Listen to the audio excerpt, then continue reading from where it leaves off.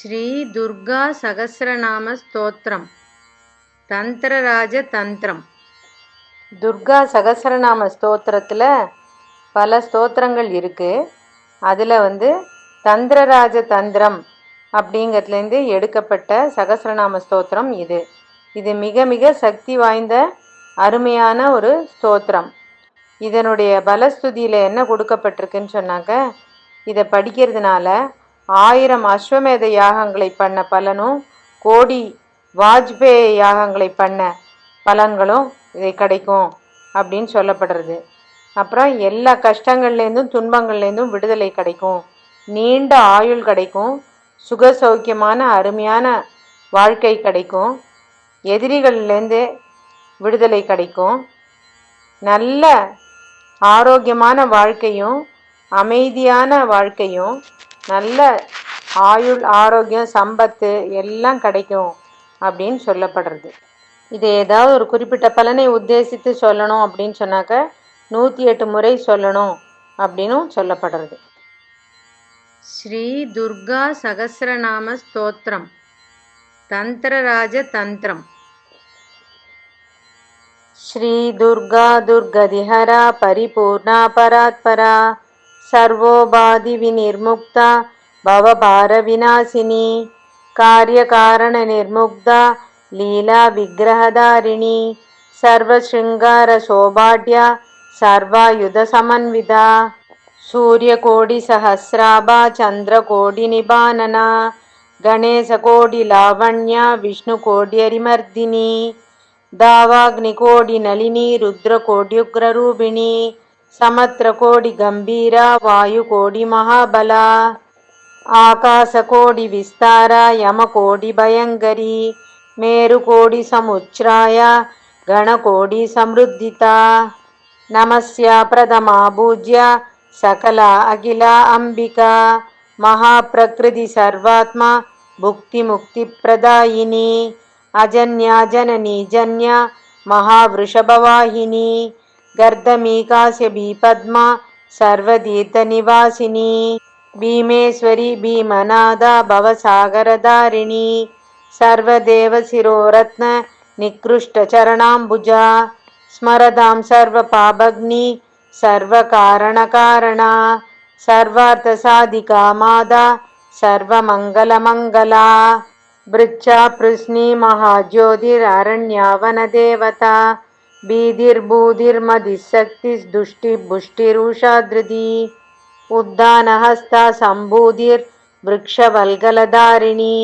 महाप्रभा महाचण्डी दीप्तास्या उग्रलोचना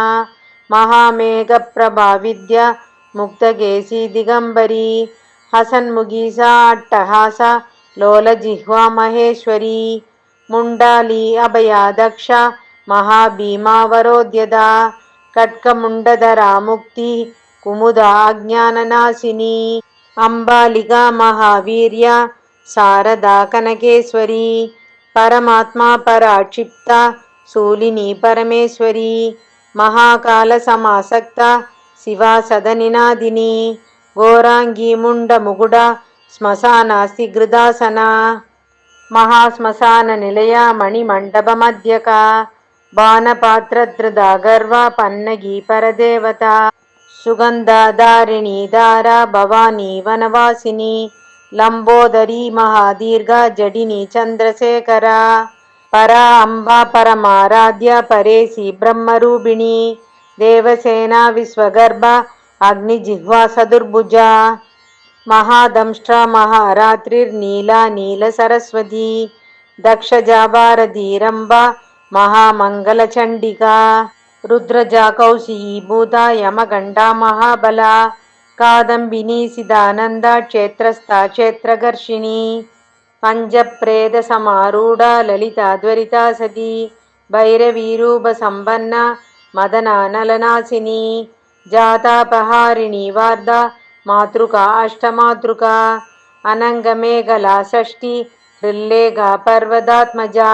वसुंधरा धराधारा विधात्री विंध्यवासिनी अयोध्या मधुरा कांची महेश्वर्या महोदरी कोमला मानदा भव्या मत्स्योदरी महालया पासाङ्कुशधनुर्बाणा लावण्याम्बुधिचन्द्रिका रक्तवासा रक्तलिप्ता रक्तगन्धविनोदिनी दुर्लभा सुलभा मत्स्य माधवी मण्डलेश्वरी पार्वती अमरी अम्बा महापादकनाशिनी नित्यदृप्ता निराभासा अकुलारोगनाशिनी कनगेशी पञ्चरूपा नूपुरा नीलवाहिनी जगन्मयी जगद्धात्री अरुणावारुणी जया हिङ्गुला कोडरासेना कालिन्दीसुरपूजिता रामेश्वरी देवगर्भा त्रिश्रोधा अखिलेश्वरी ब्रह्माणि वैष्णवी रौद्री महाकालमनोरमा कारुडी विमला हंसी योगिनी रतिसुन्दरी कपालिनी महाचण्डा विभ्रसिद्धा कुमारिका ईशानी ईश्वरी ब्राह्मी माहेशी विश्वमोहिनी ఏకవీరాకులానంద కాలపుత్రీ సదాశివ శాకంబరీ నీలవర్ణ మహిషాసురమర్దిని కామదా కామిని గుల్లా గురుకుల్లా విరోధిని ఉగ్ర ఉగ్ర ప్రభాదీప్త ప్రభాదంశ్ర మనోజవ కల్పవృక్షదలాసీన శ్రీనాథ గురుపాదుక అవ్యాజ కరుణామూర్తిర్ ఆనందఘన విగ్రహ విశ్వరూప విశ్వమాత వజ్రిణి వజ్ర విగ్రహ అనకాసాంగరి దివ్య పవిత్ర సర్వసాక్షిణి ధనుర్బాణ గదాహస్త సాయుధ ఆయుధాన్విత లోగోత్తర పద్మనేత్ర యోగమాయా జడేశ్వరి అనుచ్చార్య ధృత తృప్త చిన్మయీ శివసుందరి విశ్వేశ్వరి మహామేధ ఉచ్చిష్ట విస్ఫులింగిని చిదంబరీ సిదాకార అణిమా నీలగుందల దైత్యేశ్వరీ దేవమాదా మహాదేవి కుశప్రియా సర్వదేవమయీ భుష్ట భూష్య భూతపది ప్రియా మహాకిరాదిని సాధ్య ధర్మజ్ఞ భీషణాననా ఉగ్రచండా శ్రీ చాండాళి మోహిని చండ విగ్రమ సింధనీయ మహాదీర్ఘ అమృత అమృత బాంధవి పినాగదారిణి సిప్రా దాత్రి త్రిజగదీశ్వరి రక్తబారుధిరాక్తాంగి రక్తగర్భరధారిణి త్రిపురా త్రికూడా నిత్య శ్రీనిత్య భువనేశ్వరి హవ్య గవ్య లోకగతిర్ గాయత్రి పరమాగతి విశ్వదాత్రి లోకమాత పంచమీ పితృతృప్తిత కామేశ్వరి కామరూప కామబీజ కళాత్మిక తాడంగ శోభిని వంద్య నిత్యగ్లిన్నాకులేశ్వరి భూవరేసి మహారాజ్ఞి అక్షర అక్షరాత్మిక అనాదిబోధ సర్వజ్ఞ సర్వ సర్వధరా శుభ ఇచ్చా జ్ఞాన క్రియాశక్తి సర్వాఢ్య సర్వభూజిత శ్రీ మహాసుందరి రమ్య రాజ్ఞి శ్రీ పరమాంబిక రాజరాజేశ్వరి భద్ర శ్రీమత్ త్రిపుర సుందరి త్రిసంధ్యా ఇందిరా ఐంద్రి అజిత అపరాజిత పేరుండా దండిని ఘోర ఇంద్రాణి చ తపస్విని శైలపుత్రి చంద్రగండ కూష్మాండ బ్రహ్మచారిణి కాత్యాయని స్కందమాద కాలరాత్రి శుభంగరి మహాగౌరా సిద్ధిదాత్రి నవదుర్గా నభస్థిత సునందానందిని కృత్య మహాభాగా మహోజ్వల మహావిద్యా బ్రహ్మ విద్యా దామిని దాబహారిణి ఉద్దిద ఉద్బల బాధ్య ప్రమోద సుభదోత్తమ అతుల్య అమలాపూర్ణ హంసారూఢ హరిప్రియ సులోచన విరూపాక్షి విద్యుత్ గౌరి మహార్హణ కాగధ్వజ శివారాధ్య శూర్భహస్తాగ్రశాంగిని సుప్రకేశి కోడరాక్షి విధవా పదిగాదిని సర్వసిద్ధిగరి దుష్ట క్షుదార్ధ శివభక్షిణి వర్గాత్మిక త్రికాలజ్ఞ త్రివర్గ త్రిదశార్చిత శ్రీమదీ భోగిని కాశీ అవిముక్త గయేశ్వరి సిద్ధాంబిక సువర్ణాక్షి కోలాంబ సిద్ధయోగిని దేవజ్యోతి సముద్భూత దేవజ్యోతి స్వరూపిణి అచ్ఛేద్య అద్భుత తీవ్ర వ్రతస్థ వ్రతచారిణి సిద్ధిదా ధూమిని ధన్వి భ్రామరి రక్తదందిక స్వస్తికా గగనవాణి జాహ్నవి భవభామిని పతివ్రత మహామోహ ముకుట ముకుటేశ్వరి గుహ్యేశ్వరి గుహ్యమాద చండిహ గుహ్యగాళిక प्रसूतिराकृतिसिक्ता छिन्दा देवाहुतिस्त्रयी अनुमतिगुहुराः सिनिवाली द्विषारसा सुवर्चा वर्चला चार्वी विकेसा कृष्णपिङ्गला स्वप्नावधी चित्रलेखा अन्नपूर्णा सदुष्टया पुण्यलभ्या वरारोह श्यामाङ्गी शशिशेखरा हरणी गौतमी मेना यादवा पूर्णिमा अमा त्रिगण्डा त्रिमुण्डा मान्या भूतमाता भवेश्वरी भोगदा स्वर्गदा मोक्षा सुभगा यज्ञरूपिणी अन्नदा सर्वसम्पत्ति सङ्गडा सम्पदा स्मृति वैदूर्यमुकुटा मेधा सर्वविद्येश्वरेश्वरी ब्रह्मानन्दा ब्रह्मदात्री मृडाणी कैडभेश्वरी अरुन्धती अक्षमाला अस्थिरा ग्राम्यदेवता वर्णेश्वरी वर्णमाता सिन्धापूर्णा विलक्षणा तिरीक्षणा मङ्गला काली वैराडी पद्ममालिनी अमला विकटा मुख्या अविज्ञेया स्वयंभवा ऊर्जाधारावती वेला मानवी च सदुस्तनी चतुर्नेत्रा चतुर्हस्ता चतुर्दन्ता चतुर्मुखी सदरूपा बहुरूपा अरूपा विश्वतोमुखी गरिष्ठा गुर्विणी गुर्वी व्याभ्या भौमी च भाविनी अजाता सुजाता व्यग्धा अचला अक्षया क्षमा मारिषा धर्मिणी हर्षा भूतदात्री च धेनुका अयोनिजा अजा साध्वी शशि क्षेमा क्षयङ्करी बुद्धिर्लज्जा महासिद्धि साक्री शान्तिः क्रियावती प्रज्ञा प्रीति श्रुति श्रद्धा स्वाहा गान्धीर्वभूस्वदा उन्नतिः सन्नतिः इत्यादि शुद्धिः सिद्धिर्मनस्विनी उद्यमा वीरिणी क्षान्तिर्मार्कण्डेयी त्रयोदशी प्रसिद्धा प्रतिष्ठा व्याप्ता अनसूया आकृतिर्यमा महाधारा महावीरा भुजङ्गी वलयाकृति हरसिद्धा सिद्धकाली सिद्धाम्बा सिद्धपूजिता परानन्दा परा प्रीति परा दुष्टि परेश्वरी वग्रेश्वरी चतुर्वक्त्रा अनादा शिवसाधिका नारायणी नादरूपा नादिनी नर्तकी नटी सर्वप्रदा पञ्चवक्त्रा कामिला कामिका शिवा दुर्गमा दुरतिक्रान्ता दुर्ध्येया दुष्परिग्रहा दुर्जया दानवी देवी दैत्यग्नि दैत्यदाभिनी ऊर्जस्वती महाबुद्धि रडन्ती सिद्धदेवता कीर्तिदा प्रवरा लभ्या शरण्या शिवशोभना सन्मार्गदायिनी शुद्धा सुरसा रक्तचण्डिका सुरूपा त्रवीणा रक्ता विरक्ता ब्रह्मवादिनी अगुणा निर्गुणा गुण्या त्रिगुणा त्रिगुणात्मिका उड्डीयाना पूर्णशैला कामस्था च जलन्धरी श्मशान भैरवी काल भैरवी कुलभैरवी त्रिपुरा भैरवी देवी भैरवी वीरभैरवी श्रीमहाभैरवी देवी सुगदानंद भैरवी मुक्तिदा भैरवी देवी ज्ञानदानंद भैरवी दाक्षायणी दक्षयज्ञनाशिनी नगनंदिनी राजपुत्री राजपूज्या भक्तिवस्या सनातनी अच्युता सर्चिका माया षोडशी सुरसुंदरी चक्रेशी चक्रिणी चक्रा चक्रराजनिवासिनी नायिका यक्षिणी बोधा बोधिनी मुण्डकेश्वरी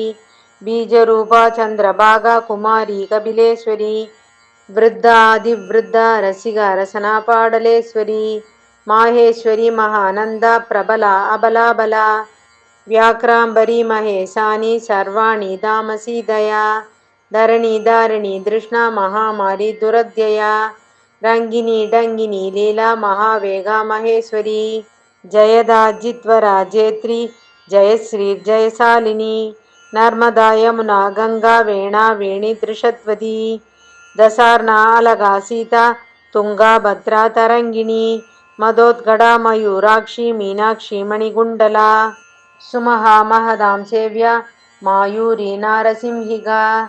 बगला स्तंभिनी बीदा पूजिता शिवनायिका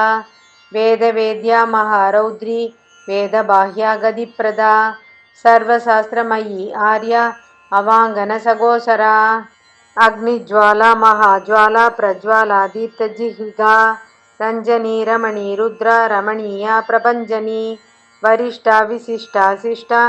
श्रेष्ठा निष्ठा कृपावती ऊर्ध्वमुखी विशालास्य रुद्रभार्या भयङ्करी सिंहभृष्टसमासीना शिवताण्डवदर्शिनी हैमवती पद्मगन्धा गन्धेश्वरी भवप्रिया अणुरूपा महासूक्ष्मा प्रयक्षा समहान्तका सर्वविद्यारक्तनेत्रा बहुनेत्रा अनेत्रगा विश्वम्भरा विश्वयोनि सर्वाकारा सुदर्शना कृष्णाजिनधरा देवी उत्तरागन्धवासिनी प्रकृष्टा प्रहृष्टा हृष्टा चन्द्रसूर्याग्निवक्षिणी विश्वे देवी महामुण्डा पञ्चमुण्डादिवासिनी प्रसादसुमुखी कूडा सुमुगा सुमुगेश्वरी तत्पदा सत्पदा अध्यर्था प्रभावती दयावती चण्डदुर्गा चण्डी देवी वनदुर्गा वनेश्वरी ध्रुवेश्वरी ध्रुवा द्रव्या ध्रुवाराध्या ध्रुवागदी सच्चिदा सच्चिदानन्दा आबोमयी महासुगा वागीसी वाग्भवा अखण्डवासिनी वग्निसुन्दरी गणानाथप्रिया ज्ञान गम्या च सर्वलोकका प्रीदिता गदिता प्रेया ध्येया ज्ञेया भया अपहा श्रीगरी श्रीधरी सुश्रीः श्रीविद्या श्रीर्विभावनी श्रीयुता श्रीमती सेव्या श्रीमूर्तिः स्त्रीस्वरूपिणी अनृता सुनृता सेव्या सर्वलोकोत्तमोत्तमा जयन्ती चन्दना गौरी गर्जिनी गगनोपमा छिन्नमस्ता महामद्दा रेणुगावनशङ्करी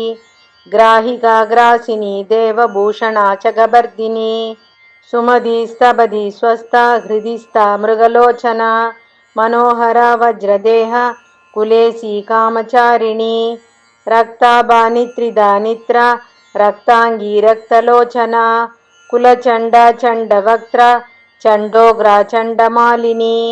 रक्तचण्डी रुद्रचण्डी चण्डाक्षी चण्डनायिका व्याघ्रास्या शैलजा भाषा देवार्धारणरङ्गिणी बिल्वभद्रकृदा वासा धरुणी शिवमोहिनी स्थाणुप्रिया करालास्या गुणतालिङ्गवासिनी अविद्या ममदा अज्ञा अहन्ता अशुभा कृसा महिषग्नि सुदुष्प्रेक्ष्या तमसा भवमोचनी बुरुहूता सुप्रदिष्टा रजनी इष्टदेवता दुःखिनी कादरा क्षीणा गोमती त्र्यम्बकेश्वरा द्वारावती अभ्रमेया अव्यया अमितविक्रमा मायावती कृपामूर्तिः द्वारेसी द्वारवासिनी तेजोमयी विश्वकामा मन्मदा पुष्करावती चित्रा देवी महाकाली कालहन्त्री क्रियामयी कृपामयी कृपाश्रेष्ठा करुणा करुणामयी सुप्रभा सुव्रता माध्वी मधुग्नि मुण्डमर्दिनी उल्लासिनी महोल्लासा स्वामिनी सर्मदायिनी श्रीमाता श्रीमहाराज्ञी प्रसन्ना प्रसन्नानना स्वप्रकाशा महाभूमा ब्रह्मरूपा शिवङ्करी शक्तिदा शान्तिदा कर्मबलदा श्रीप्रदायिनी प्रियदा धनदा श्रीदा मोक्षदा ज्ञानदा भवा भूमानन्दकरी भूमा प्रसीद श्रुतिगोचरा रक्तचन्दनचित्ताङ्गी सिन्दूराङ्गितबालिनी स्वच्छन्दशक्तिर्गहना प्रजावती सुहावहा योगेश्वरी योगाराध्या महात्रिशूलधारिणी राजेशी त्रिपुरा सिद्धा महाविभवशालिनी ह्रीङ्गारी शङ्करी सर्व पङ्कजस्था सदश्रुती निस्तारिणी जगन्माता जगदम्बा जगद्दिदा साष्टाङ्गप्रणदी प्रीदा भक्ता अनुग्रहकारिणी शरणागत दीनार्थ परित्राणपरायणा निराश्रयाश्रया दीनधारिणी भक्तवत्सला दीनम्बा दीनशरणा भक्तानाम् अभयङ्करी कृताञ्जलि नमस्कारा स्वयंभूकुसुमार्चिता कौलदर्पणसम्प्रीता स्वयंभादी विभादिनी सदशीर्षा अनन्तशीर्षा श्रीकण्ठार्थशरीरिणी जयध्वनि प्रिया कुलभास्करी कुलसाधिका अभयवरदहस्ता सर्वानन्दा च संविता पृथ्वीधरा विश्वधरा विश्वगर्भा प्रवर्तिका विश्वमाया विश्वबाला पद्मनाभप्रसूप्रजा महीयसी महामूर्ति सधीराज्ञी भयार्तिहा ब्रह्ममयी विश्वपीडा प्रज्ञानमहिमामयी सिंहारूढा वृषारूढा अश्वारूढा अधीश्वरी वरा अभयकरा सर्ववरेण्या विश्वविक्रमा विश्वाश्रया महाभूति श्रीप्रज्ञादिश्रगन्विता बलश्रुति दुर्गानाम सहस्राख्यं स्तोत्रं तन्द्रोत्तमोत्तमं बडनात् श्रवणात् सद्यो नरो मुच्येद अश्वमेधसहस्राणां वाजपेयस्य कोडय चक्रुत्पाडेन जायन्ते महामाया प्रसादत य इदं पठति नित्यं देव्याकारे कृताञ्जलि किं दस्य दुर्लभं देवी दिवि भुवि रसादले